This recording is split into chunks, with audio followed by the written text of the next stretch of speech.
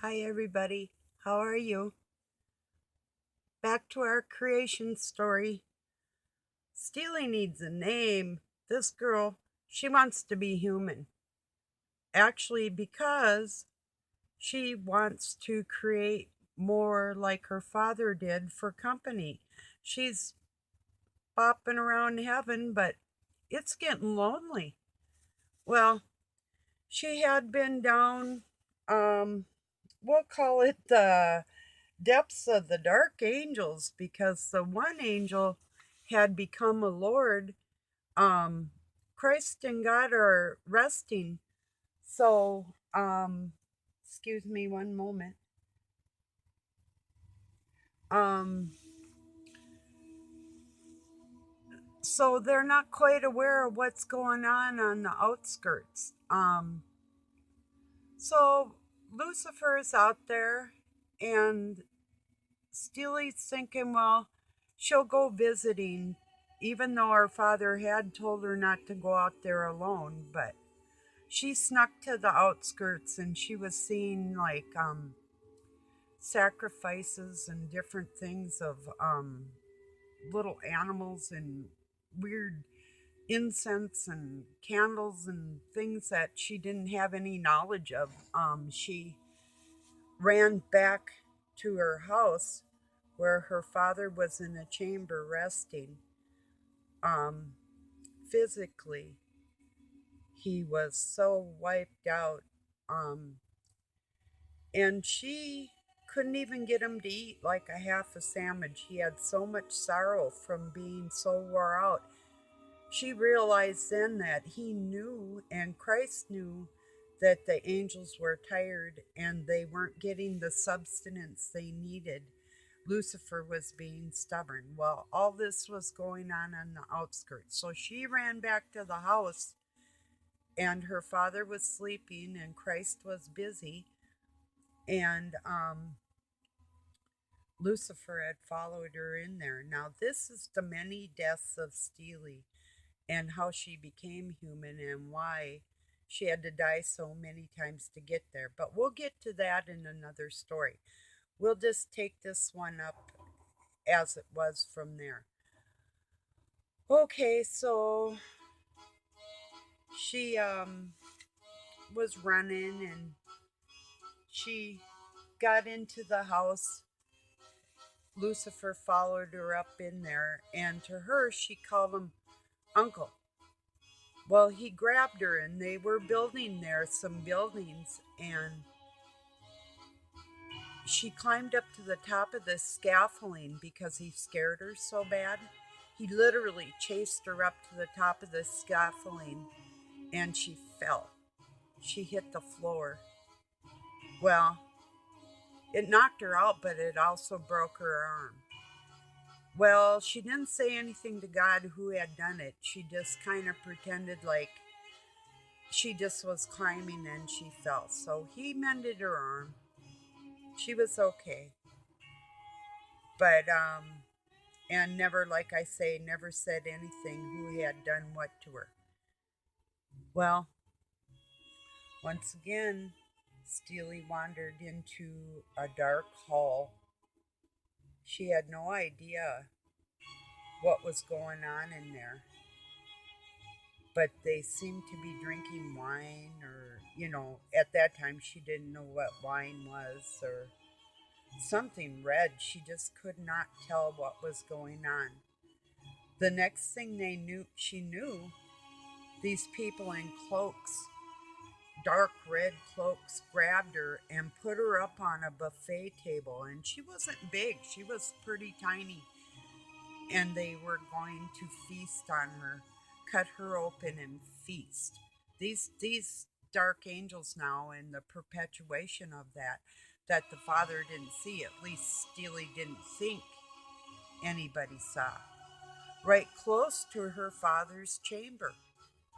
The next thing Steely knew, this dragon flew out of her father's chamber around the table, swooped up and ate her. She was freaking gone. Dragon receded back into her father's chambers. and the dark angels were a bit surprised, to say the least. Well, Christ knew that there was only one way to get little Steely back for the family and everybody, and that would be to go through the steps the father had went through and recreate Steely.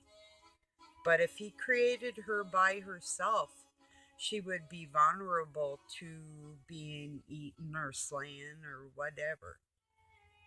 So he thought and thought, well, I'll try it the way the father did. We'll just create Steely again the way she was. And everything was going good. But the same thing was happening up in heaven. Things were dark, things were light, but they weren't war at that point. Well, Steely got to be about the same age, and she was told not to wander off by these cliffs. There on top of these cliffs sat a dragon, but Steely was unaware of that. And this was the persona of Christ himself, and she didn't know that either. She didn't know that Christ and the Father were actually could become dragons. She had only seen them in neither light or human form, energy in her mind, but never actually as a dragon. And she was told if she ever did see the dragon not to scream and she would be okay. Well, she wandered out by those cliffs, down a hall, and on her way back, he swooped down and he just brutally ripped her apart. Well, there she was gone again.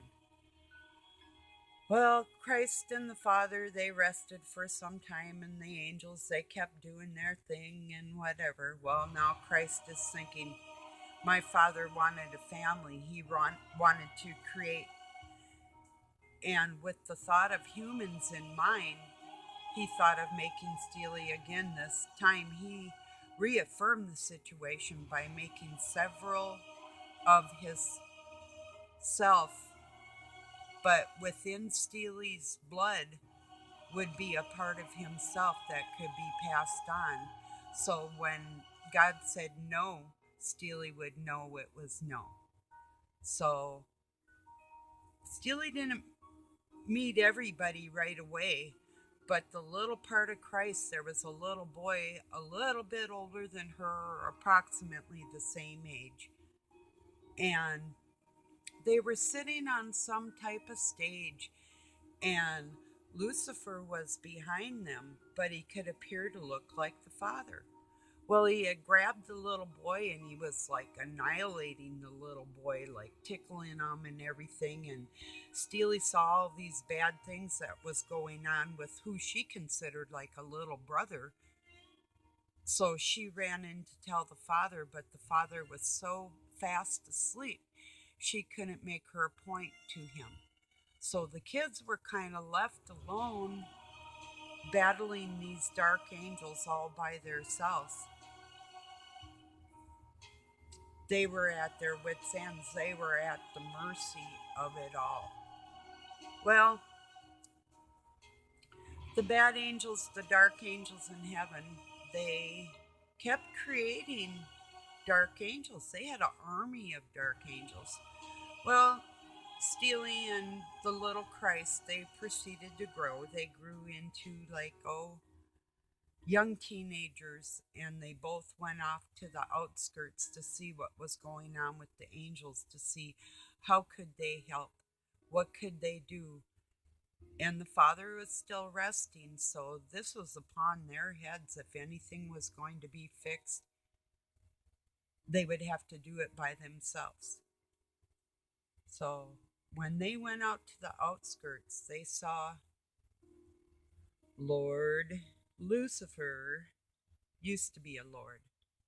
This is right before his fall.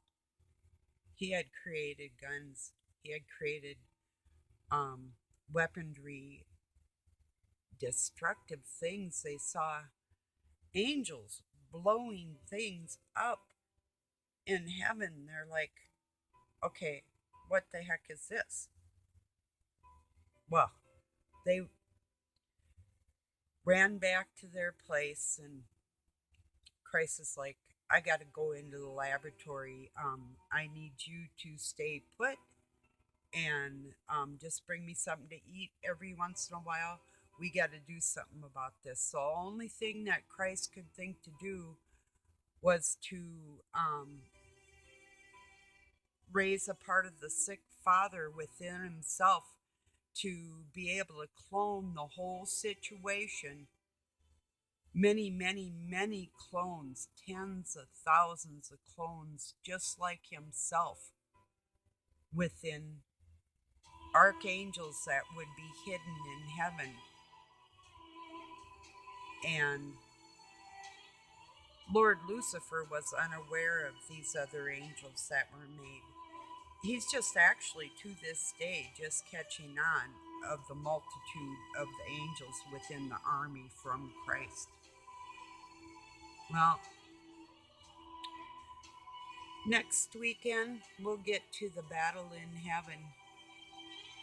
So I'm going to leave it at that. Love you all. Thank you for being here. Peace and love from Pine City, Minnesota, USA.